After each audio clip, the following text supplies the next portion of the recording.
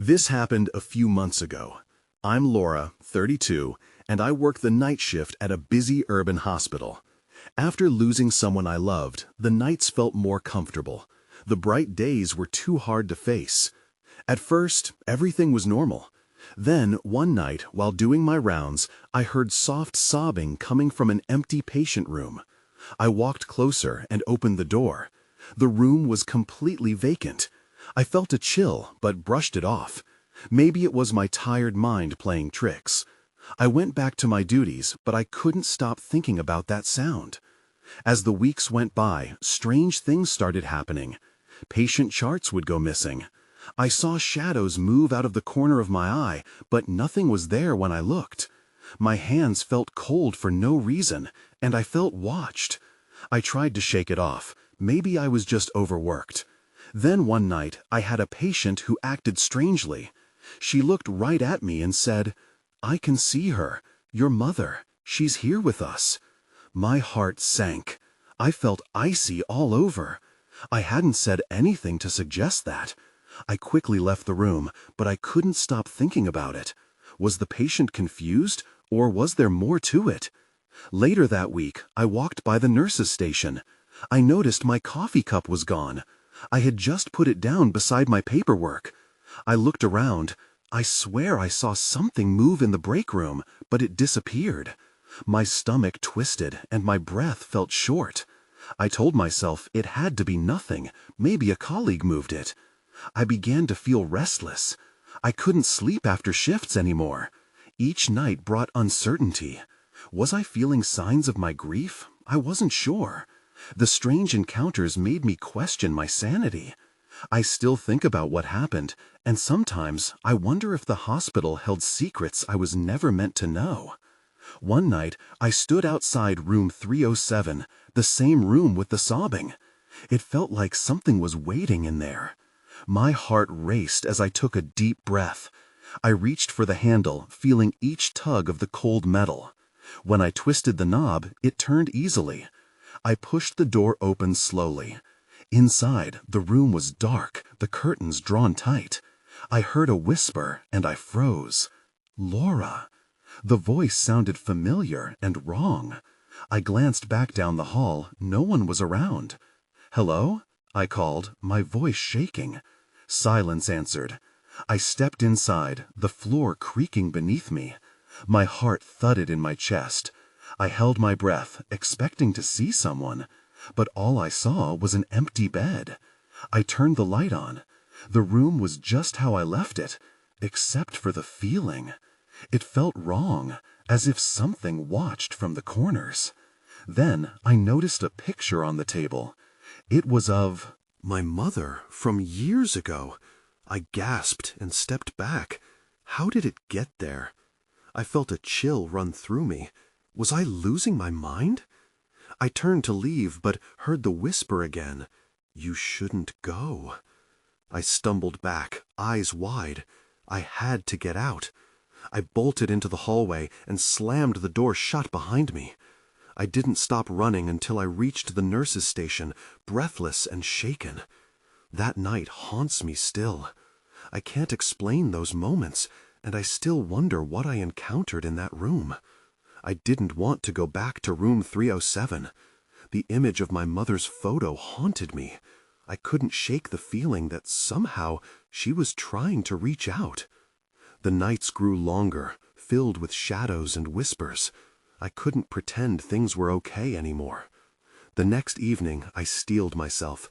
I had to face it. I spoke to my supervisor, hoping for some comfort. "You look tired, Laura," she said, concern lacing her voice. I casually mentioned the strange happenings, the coffee cup, the whispers, the photo. She laughed it off. "You're just working too hard. The night shift messes with your head." I nodded, but her laughter felt hollow. I returned to my duties, replaying her words. Maybe it was just me, my mind unraveling from grief and exhaustion. Still, I couldn't ignore the chill that wrapped around me whenever I passed room 307. Later that night, I heard a commotion from one of the ICU rooms. I rushed over, a vital sign monitor blaring. Inside, the patient struggled to breathe. I focused on my duties, but my mind wandered. The patient's face twisted in terror, eyes wide with fear. "She's here!" he yelled, pointing to the corner of the room. "Your mother!" My breath caught, and I froze. How could he know? I barely contained my panic. The other nurses entered the room, and I tried to shake off the connection as we worked. But his words left an imprint, drawing me back into that dark place. After the emergency settled, I walked back to the nurses' station, looking for distraction. My colleague, Anne, asked if I wanted to take a break. "You look like you need one," she said, gently. I appreciated the offer and headed to the break room. Alone with my thoughts, I poured another cup of coffee, hoping it would calm my nerves. But then I noticed something. On the table, beneath the flickering fluorescent light, a single white feather. It was pristine, out of place in the break room filled with mundane items. I picked it up, turning it between my fingers. Feather? What did it even mean? It felt as if it had materialized out of nowhere, right into my palm. Panic clawed at me. Had this been left by someone, or something? I suddenly felt the air tighten around me, as though the room knew I was alone. I tried to shake it off. There has to be an explanation, I told myself firmly. I pocketed the feather, and with every passing minute, a shadow loomed larger. When I returned to my station, I found my co-workers gathered, whispering among themselves. I approached, and they went quiet. "What's going on?" I asked, my heart pounding. Anne hesitated, then said, "There's been some strange stuff happening. They say room 307 is cursed. Patients have reported seeing things after dark." A bitter laugh escaped my lips. "You too?" Just then, a crash came from the direction of room 307. We all turned, our movements stiff with apprehension. I felt a compulsion to see for myself. Everyone exchanged nervous glances, but I didn't hesitate. I took a step towards the room, curiosity and dread mixing within me. Then, everything went dark. I stumbled as the lights flickered back to life, a low hum accompanying their return. My heart raced, pounding hard against my ribs. I wasn't alone. Panic surged through the nurses' station. My colleagues stood frozen, eyes wide and breaths shallow. "What just happened?" someone whispered. "I don't know, but we need to check on room 307, I said, though my voice trembled. I guided my shaky feet toward the dim corridor, a knot tightening in my stomach. As I approached the closed door, I could almost feel a pulse. The air thickened, heavy and cold. I stopped, listening. It was worse than I anticipated. Muffled voices echoed from inside, mingling with faint cries. I hesitated. Had someone else gone in? I clutched the door handle. Suddenly, it swung open, startling me. A nurse I didn't recognize stepped out, her eyes hollow. "You shouldn't be here," she warned, her voice strained. "You need to turn back." Before I could respond, she brushed past me, disappearing down the hallway. The unease that wrapped around me deepened. This wasn't just a shift change. Something was wrong in that room, something beyond my understanding. Drawing a deep breath, I pushed the door open. The lights flickered again, casting erratic shadows. Inside, the air was thick with tension. The patient lay motionless, but his eyes were wide open, staring blankly at the ceiling. I moved closer, my heart pounding louder, and felt a chill wrap around me. "Are you okay?" I asked, though my voice barely escaped my throat. No response came. Instead, the flowers on his bedside table wilted, their petals curling inward, as if some unseen force was sapping their life. Then I noticed it, something shimmering at the foot of the bed. I knelt to get a better look.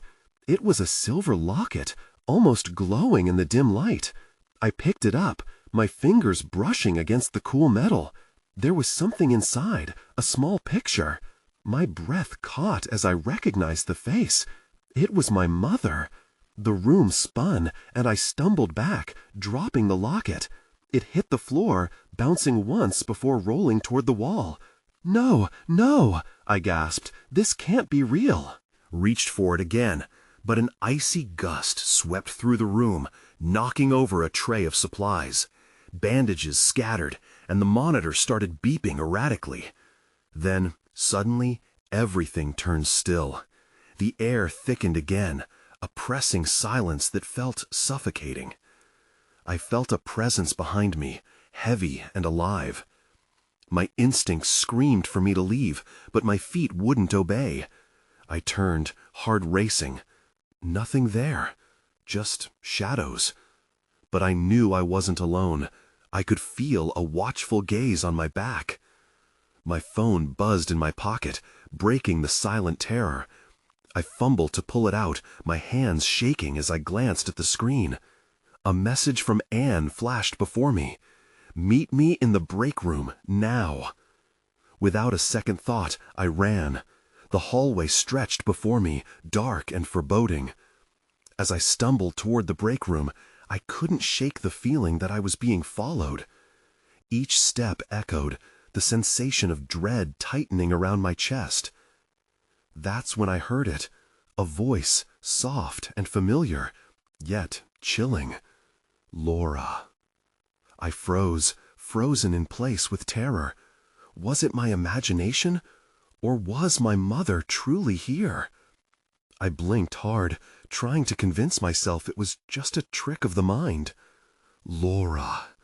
The voice echoed again, wrapping around me like a cold blanket. I backed away from the door, my heart hammering. There it was again, a whisper that felt impossibly close. "Help me." I couldn't breathe. I darted my gaze down the corridor, searching for something, anything, to anchor me. The break room was just a few doors down, but it felt like miles away. I turned back toward room 307, driven by a mix of fear and concern. Should I go in? Could I help him somehow? Before I could decide, I recognized the sound of footsteps. They were heavy, methodical, coming closer. My thoughts raced. What if it was someone or something dangerous? I rushed back toward the break room, my legs carrying me faster than I thought possible. As I reached the door, I forced it open and stumbled inside. The lights flickered here too, casting dim shadows. I scanned the room for Anne, but it was empty. "Anne?" I called out, my voice trembling. Silence answered. I moved to the coffee machine, hoping the warmth and familiarity would ground me. My hands shook as I poured a cup. Just as I took a sip, the door swung open behind me, and a figure stood there, silhouetted by the hallway light. "Laura!" It was Anne, wide-eyed and breathless. "You won't believe what I just saw." What happened?" I asked, setting the cup down. She stepped inside, closing the door firmly. "There's something wrong. A patient on the 3rd floor. They're saying he's not just sick. The stories, it's like he's holding something back, something dark." My heart sank as I recalled the locket and the voice from before. I was just in there. I found something. Something that belonged to my mom. Anne's startled gaze caught my own. "Your mom?" A locket with her picture. I felt a shiver run down my spine. But there was something else. I heard her voice. Her eyes widened further. "We need to contact security. There's something in that room, something we are not supposed to deal with." "Do you think it was real?" I whispered, clutching my hands together. "Am I losing it?" "Let's not jump to conclusions," she said, her expression softening. "But I think we need to check on it, together." Before I could respond, the lights flickered violently, and the break room plunged into darkness for just a moment. Then they came back on, but the atmosphere felt charged, almost alive. "Did you feel that?" I asked, unnerved. Anne nodded slowly, a frown deepening across her features. "Let's go now. If we're going to do this, we should be quick." Before I could respond, the lights flickered violently, and the break room plunged into darkness for just a moment. Then they came back on, but the atmosphere felt charged, almost alive. "Did you feel that?" I asked, unnerved. Anne nodded slowly, a frown deepening across her features. "Let's go now. If we're going to do this, we should be quick." Before I could respond, the lights flickered violently, and the break room plunged into darkness for just a moment. Then they came back on, but the atmosphere felt charged, almost alive. "Did you feel that?" I asked, unnerved. Anne nodded slowly, a frown deepening across her features. "Let's go now. If we're going to do this, we should be quick." Before I could respond, the lights flickered violently, and the break room plunged into darkness for just a moment. Then they came back on, but the atmosphere felt charged, almost alive. "Did you feel that?" I asked, unnerved. Anne nodded slowly, a frown deepening across her features. "Let's go now. If we're going to do this, we should be quick." Before I could respond, the lights flickered violently, and the break room plunged into darkness for just a moment. Then they came back on, but the atmosphere felt charged, almost alive. "Did you feel that?" I asked, unnerved. Anne nodded slowly, a frown deepening across her features. "Let's go now. If we're going to do this, we should be quick." Before I could respond, the lights flickered violently, and the break room plunged into darkness for just a moment. Then they came back on, but the atmosphere felt charged, almost alive. "Did you feel that?" I asked, unnerved. Anne nodded slowly, a frown deepening across her features. "Let's go now. If we're going to do this, we should be quick." Before I could respond, the lights flickered violently, and the break varias veces. De ahí viene uno. The sensation sending chills down my spine. I couldn't tell if it was the darkness playing tricks or something more sinister. We darted around a corner, breathless and disoriented. The break room's door was looming ahead, but those fleeting moments of safety slipped away as I caught a glimpse of more shadows flitting along the walls. I felt a surge of panic. "Anne, this way!" My voice was strained as I turned sharply toward a set of stairs at the far end of the hallway. I wasn't thinking straight. I just wanted to escape. We dashed into the stairwell, the doors slamming shut behind us. My heart raced as I fumbled for the light switch. Finally, the dim lights flickered on, illuminating the narrow stairway. For a brief moment, we were safe.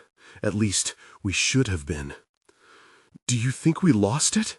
Anne panted, leaning against the cold metal railing. "I hope so," I replied, though I knew the answer was uncertain. A deep dread filled my gut. Something was still down there with us. Just as the words left my mouth, a loud thud echoed from below, reverberating up the stairwell. It was unmistakable, a heavy sound that made me grip the railing tighter. "What was that?" Anne whispered, her eyes wide with fear. I could see the questions on her face, the same ones swirling in my mind. Did we let something in? I hesitated, glancing at the door leading back down. Should we check? Maybe it was just a door. "No," Anne said, shaking her head emphatically. "Let's stay up here until we know it's clear." I nodded, but felt the urge to know what was happening gnawing at me. I walked over to the stairway landing, peering down into the darkness. I was just about to turn back when I saw something glimmer at the bottom, a familiar glint of metal. "Anne, look!" I pointed. "That's my mom's locket." It lay on the ground, almost glowing in the dim light. My chest tightened painfully. It didn't make any sense. Had it somehow fallen out of my pocket? I took a step closer, my heart racing with a mix of fear and recognition. "Wait, are you crazy?" Anne hissed, holding my arm. "What if it's a trap?" But I was drawn to it, the voice echoing in my mind, urging me closer. Before I could stop myself, I took another step toward the edge of the stairs. I had to know. Then Everything went dark. The lights flickered violently, and in that instant of confusion, I felt a presence behind me, something cold and sinister. "Laura," it whispered, a chilling echo, familiar and yet utterly foreign. "Help me." I spun around, but there was nothing, only the void pressing in around us. Panic hit me all at once.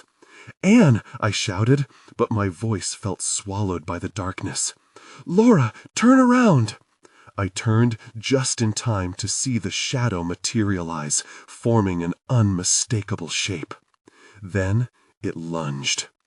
That moment stretched into eternity, my heart pounding as I realized this was only the beginning. My heart raced, and I stumbled back just as the shadow lunged for me. I barely had time to react. The dim light flickered again, illuminating a fraction of the figure's face. It was disfigured, a warped mix of familiarity and horror. My breath hitched in my throat. Anne screamed, breaking the spell of paralysis. "Run!" she shouted, grabbing my arm and yanking me away from the edge. We stumbled back, scrambling farther up the stairs.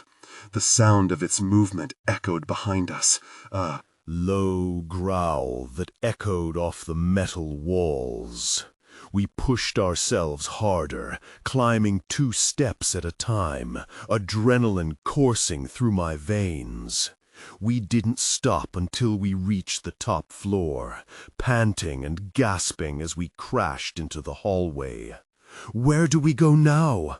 Anne pressed, her eyes wild with fear.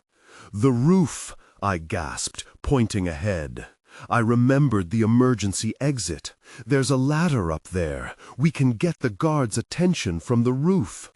We raced down the hall, skiving around corners, desperation guiding our frantic footsteps. I could hear it behind us, a rhythmic thud, keeping pace. A chill crept over me. No matter how fast we ran, it felt like we were still prey being hunted. At last, we reached the door that led to the rooftop. I pushed it open and hurried through, the cool night air hitting my face like a wave. The city lights flickered below us, but that was a small comfort compared to the danger we'd just escaped, at least for now. "Where is it?" Anne asked breathlessly. I could see the fear etched on her face. Had we actually lost it? "I don't know," I said, searching the dark sky. "Maybe it can't follow us out here." Just then, a loud crash sounded behind us, resonating through the open door. I turned to see the shadow breaking through the threshold, its form darkening the doorway. Panic surged through me, and instinct kicked in. I couldn't let it trap us here. "We have to go," I shouted, and dashed toward the roof's edge, looking for anything we could use to signal help. My eyes caught sight of an emergency radio perched on a post. "Over there!" I yelled, sprinting toward the radio. I could hear Anne behind me, her breath hitching in fear, but I didn't dare look back. As I reached for the device, I heard a voice echo from the door. "Laura." It was softer this time, almost pleading. My blood ran cold. The voice resembled my mother's, but there was something twisted in its tone. I hesitated, my hand hovering over the radio. What if this was part of it? What if it was a ploy, a way to lure me back? "Don't listen!" Anne shouted, and all at once the heavy thud of the shadow moved closer. I felt its presence creep up behind me. With the weight of dread suffocating me, I turned and grabbed the radio. "We need help!" I yelled into it, the urgency hammering in my chest. "Help! We're on the roof!" I glanced back, and for a moment I caught a glimpse of the shadow. It lurked in the doorway, its sinister form blurring and shifting, losing the semblance of humanity. Just as I hit the send button, I felt a cold draft rush past me. I dropped the radio and spun around. That's when I saw it, a hand emerging from the shadow, reaching for me. I froze, caught between fear and the instinct to fight, but in the depths of my mind, something clicked. This can't be real, I told myself. It's not real. Suddenly, everything exploded in a burst of light, and the darkness behind me receded just as quickly as it had come. But I knew it wasn't over. We had only scratched the surface of the horrors lurking within these walls. "Laura, let's go!" Anne shouted, grabbing my hand and pulling me back to reality. Her voice anchored me. We had to escape. We had to figure out what was happening. As we rushed towards the roof's edge, I caught one last glance over my shoulder. The shadow lingered, but now it felt fainter, almost as if it were losing its grip in the world of the living.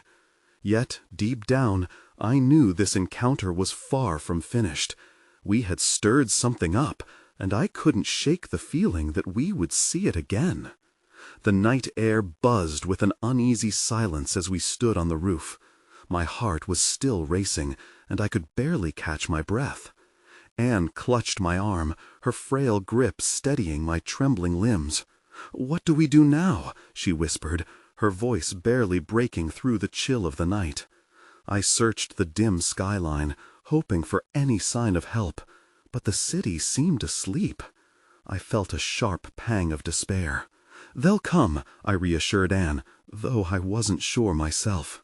The radio lay abandoned, forgotten after the chaos. I couldn't shake the chill running down my spine. Suddenly, the sound of footsteps echoed from behind us, more deliberate this time. Metal clanging against metal sent a jolt of adrenaline coursing through me. "No, no," I murmured, looking back at the door. Could it still be here? Anne turned, her eyes wide. "We need to hide," she said. I looked at the edge of the roof, where vertical ducts stood tall, casting long shadows in the dim light. "Over there," I pointed toward the cover of the ducts. We ducked low behind them, our breaths shallow. Every sound seemed amplified, the wind, our frantic hearts, the distant hum of the city. Then I heard it again, the soft echo of footsteps. It wasn't just the sound of something moving. It felt intentional, like it was searching for us. I peeked through the gap between the pipes.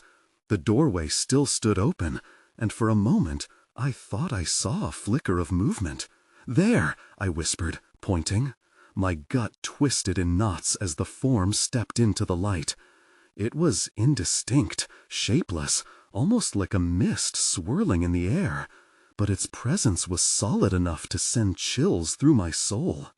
"Maybe if we're quiet," Anne suggested, but her voice trembled. It was a futile hope, and we both knew it. All at once, the figure lunged forward, darting across the rooftop towards us with terrifying speed. Panic took hold of me, and I pushed Anne to the side just as it reached the duct, its presence enveloping us both. The mist clung to my skin, cold and suffocating. "Back! Back!" I screamed, shoving Anne away from the shadow. My instincts kicked in. I couldn't let it touch her. It seemed to hesitate, pulsing around us like smoke, but not able to fully breach the barrier of the ducts. Then, out of nowhere, a blinding light burst from the radio I'd discarded. I squinted just as an emergency signal blinked on and off, pulling the shadow's attention away from us. It swirled and writhed, almost like it was angry at being interrupted. "Climb!" I shouted, beckoning Anne as I rushed to the edge. There was still the emergency ladder. It felt like our only chance. We scrambled up, struggling for every inch while the light flickered behind us. I felt the weight of its gaze, even as we gained altitude. Just as I reached the last rung, Anne's foot slipped. I reached down, my fingers brushing her. "Hold on!" I yelled, panic coursing through me as the shadow dissolved into a surge of darkness below us.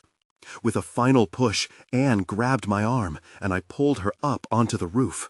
We fell back against the gravel, breathless yet alive. But our relief was short-lived. That light, it was supposed to signal, but why didn't anyone come? I asked shakily. The night felt heavier, more oppressive, as the echo of the shadow lingered in my mind. Something else was out there waiting for us. Without warning, the rooftop door slammed shut, sealing us in with a dreadful finality. I exchanged a glance with Anne, and the silent acknowledgement of our shared terror settled in. We were still trapped. Then everything went still. It was a calm before the storm. I could feel it in my bones. Whatever was chasing us hadn't given up yet. And that thought twisted like a knife in my gut. The silence on the rooftop was unnerving. While even the faintest sounds seemed to echo in the emptiness, my heartbeat thundered in my ears, drowning out everything. I looked at Anne, her eyes reflecting the same fear gripping me. "We can't stay here," I said, my voice barely above a whisper. She nodded, but I could see her hesitation. "What if it finds us again?" Her lips trembled, and I felt a surge of protectiveness wash over me. "We have to move. We can't just wait for it to come back." Taking a shaky breath, I scanned the roof for some semblance of an escape plan. There were pipes running alongside the edge, leading down to another level, but the drop was steep. My mind raced, and instinct tugged at me. "We could check for an entry point down there," I said, gesturing at the other side. "The maintenance hatch might be unlocked." Anne glanced toward the edge, her brow furrowed. "And if the thing is down there too? Then we'll cross that bridge." "When we come to it," I replied, trying to sound braver than I felt. The looming darkness felt alive, heavy with something that wanted us. I took a step back to the ladder. "Ready? On the count of 3. As I counted down, I felt fresh anxiety twisting my insides. What if we ended up worse off? But there was no going back now. 1, 2, 3. We descended as quickly as we could, clinging to the rungs. I kept my eyes glued to the shadows below, anticipating movement. I reached the bottom first and wrapped my hands around the edge, ready to pull myself up. Anne followed, her foot faltering at the last moment. "Anne, come on!" I hissed, pulling her up as soon as she landed. Then we froze. A hum reverberated through the air, a low, eerie sound that sent vibrations along my spine. "What is that?" she whispered, fear evident in her eyes. I shook my head, uncertain. The sound grew louder, enveloping us. It felt sinister, as if it were searching for us. In unison, we moved farther away from the ladder. "We need to find that hatch fast." I crept along the wall, brushing against the cold, damp concrete. The light was sparse, and the shadows seemed to stretch, flickering ominously. There! I spotted a faint outline of a door just ahead. But before we could reach it, the hum shifted, morphing into sinister laughter, chilling and taunting. It echoed around us, ricocheting off the walls. "What is happening?" I shouted, panic rising in my throat. Anne squeezed my hand. "Let's just open it," she urged, her voice a frantic whisper. We dashed toward the door, but I skidded to a stop. Something was moving, down the hall, just out of sight. Then I saw it. The shape from the rooftop reappeared, forming out of the darkness, its outline growing more defined. I felt my heart race as I beckoned toward the door, but it wouldn't budge. "The handle!" I yelled, shifting to shove my weight against it. It creaked under my force, but still it wouldn't open. "Behind us!" Anne screamed as the laughter grew louder, closing in, filling the air with dread. I turned just in time to see the shadow lurch toward us, its cold tendrils reaching. "No!" I shouted, slamming my shoulder against the door one last time. With a sudden rush, it swung open, and we stumbled inside, barely escaping. As I caught my breath in the cramped space, the laughter faded slightly, but we were still not safe. I locked the door behind us, heart pounding. Then I turned, and my breath caught in my throat. In the dim light, I realized we weren't alone. There were figures, shadows lying dormant on the floor, and I recognized them. "These are the ones we were looking for," I breathed, stepping closer. But that only opened another question. What had drawn them here? And why were they still? Then one of them stirred, and I felt dread fill my gut. I couldn't shake off the feeling of dread as I stepped deeper into the room. The shadows shifted, and that's when one of the figures struggled to sit up. I could see the faint outline of a face, familiar yet haunting. No, it couldn't be. I squinted, straining to make sense of what I was seeing. "Is that—" Anne's voice quivered hesitantly. "It can't be," I said, swallowing hard. "They were all trapped. How did they?" Another figure stirred near the back of the room. The dim light illuminated it briefly, and I recognized the expression. Fear mixed with something darker. The shadows around them seemed to pulse, filling the space with an unnatural energy. "What's happening here?" Anne murmured, and I could feel her grip tighten on my arm. "I don't know," I mumbled, backing away slowly. The realization churned in my stomach. The more I thought about them, the more questions bobbed in and out of my mind. What were they doing here, and why were they so still? Then, out of nowhere, the laughter returned, booming and echoing through the closed room. I glanced at Anne, whose face mirrored my own horror. The sound snaked around us, filling the cramped quarters with an oppressive weight. One of the figures darted its gaze toward us, and suddenly the others began to move. They rose to their feet in one jerky motion, eyes wide, faces twisted in confusion. It was as if they had only just awakened from a nightmare. But I knew better. Whatever had pulled them into this place was still lingering, still feeding off the terror. "What's happening here?" Anne murmured, and I could feel her grip tighten on my arm. "I don't know," I mumbled, backing away slowly. The realization churned in my stomach. The more I thought about them, the more questions bobbed in and out of my mind. What were they doing here, and why were they so still?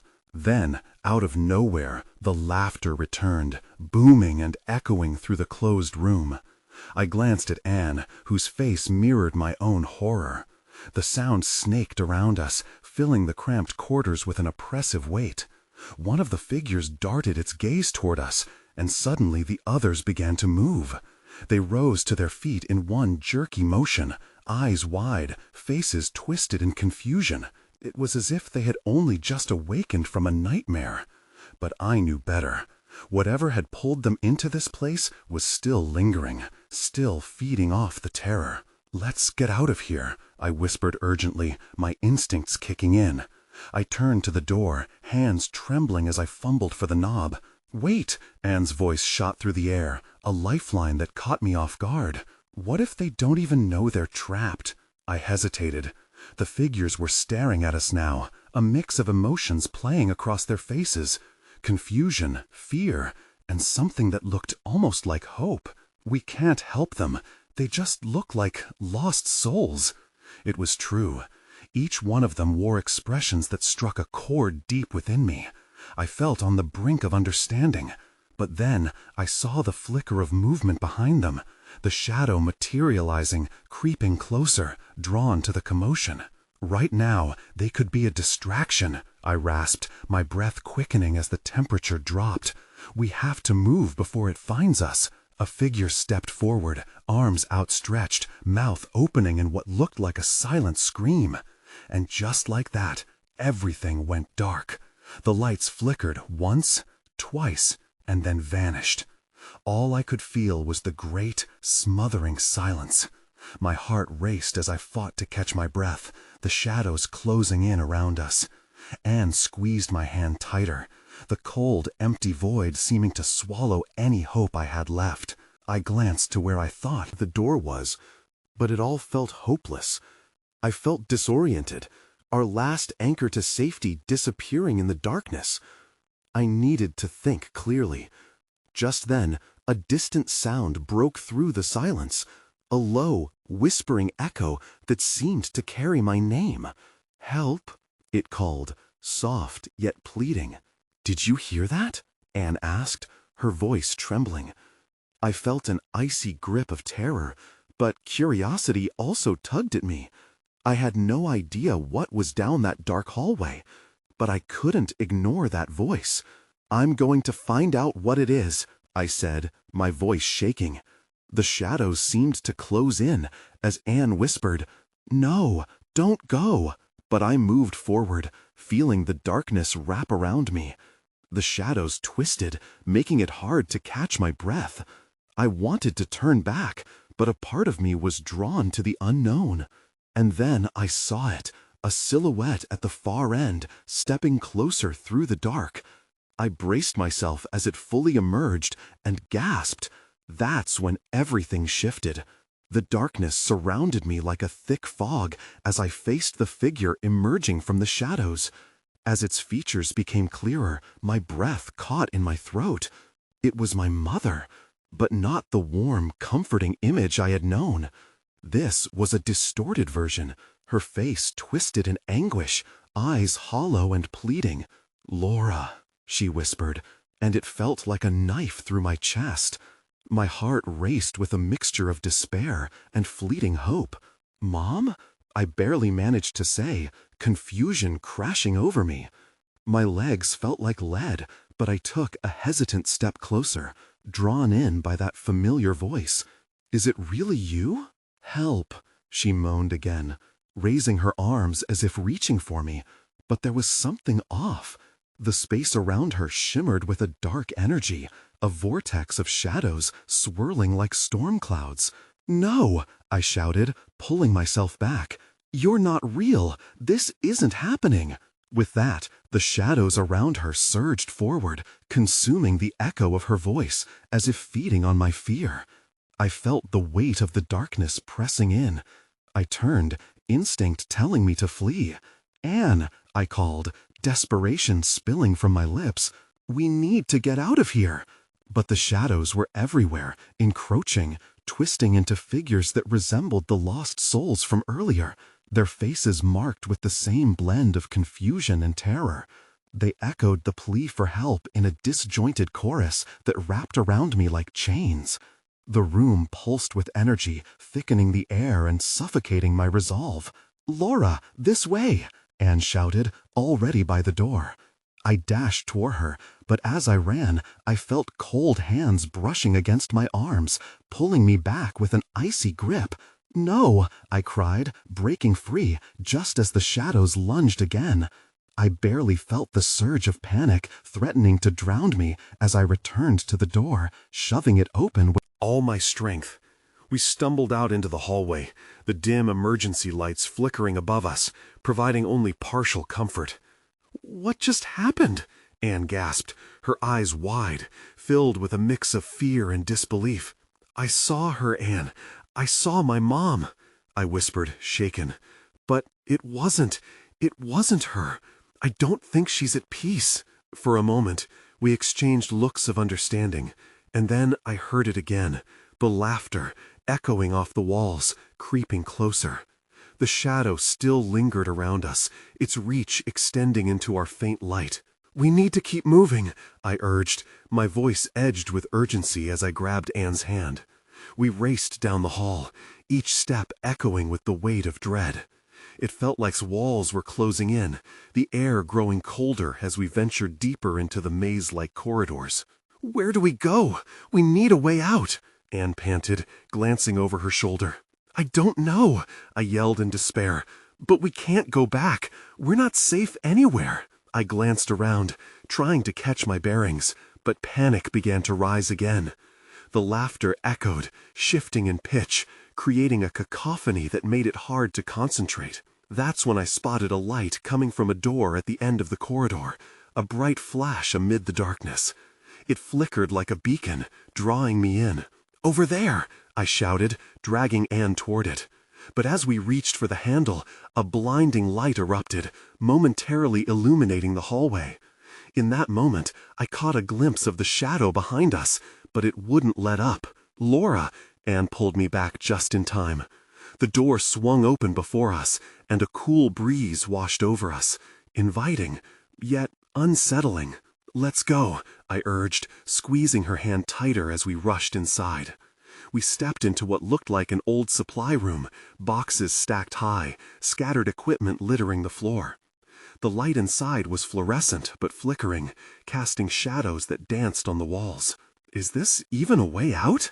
Anne asked skeptically, glancing back at the door as if it could suddenly shut on us. I don't know, but we can't stay out there, I replied, glancing back toward the door. The sound of the shadow's laughter echoed in the distance, a reminder that we were being hunted. Suddenly, a sharp clang reverberated through the room, and we both spun around.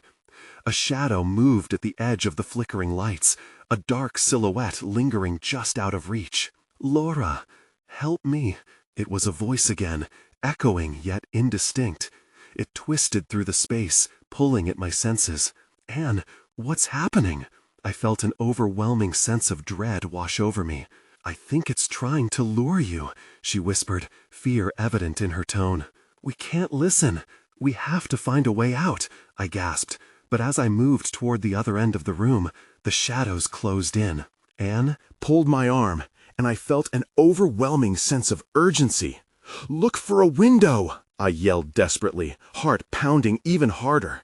I turned, scanning the clutter-filled corners. There had to be a way to escape this nightmare. Out of the corner of my eye, I noticed something glistening beneath a pile of equipment. I dropped down, my heart racing as I dug through the disarray, revealing a small metal box. I pulled it to me, hardly daring to hope. It was locked. My fingers trembled, searching for a way to open it. Do you have anything? I pressed to Anne, glancing up as the laughter grew closer. I don't. Wait. She fumbled around her pockets. This, a paperclip. Give it to me. I snatched it quickly, my heart hammering as I fumbled to open the lock. Time felt like it was slipping away. The laughter grew louder, and I could feel the presence creeping closer. Just as I heard the door rattle, the lock clicked open. I swung the box open, and inside lay an old flashlight and a piece of paper with faded scribbles. My hands shook as I grabbed the flashlight, switching it on just as the door swung apart. The darkness surged in like an invading force, but I aimed the light toward the shadow and gasped. The shimmering beam momentarily froze the form, revealing it in all its horrific glory, a mass of swirling darkness that pulsed as if alive. Go, go, go, I shouted, yanking Anne as we rushed to the far back of the room. But the shadows were not done with us yet. The ink-black figure surged forward, twisting and reaching, its voice becoming a cacophony of suffering souls. Help us! Help me! Keep running, I yelled, suddenly realizing something.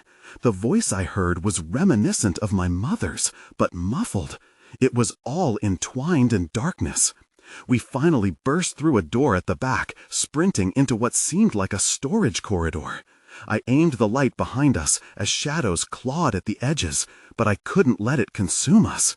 Laura, we can't keep running forever, Anne shouted, breathless urgency flooding her voice.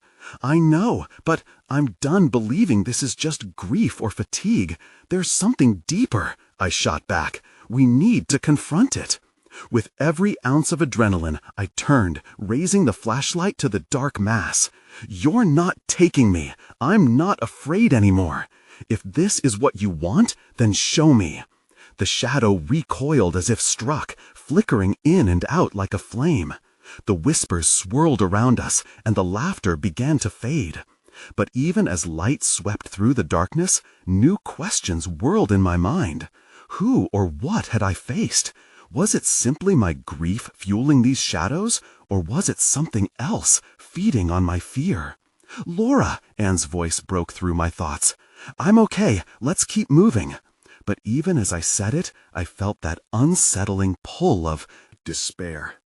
I just wanted answers, but I wasn't sure I was ready to face them. As we continued down the corridor, we suddenly burst out into an open atrium, the light spilling in from a large skylight above. I squinted, trying to catch my breath and collect my thoughts. What now?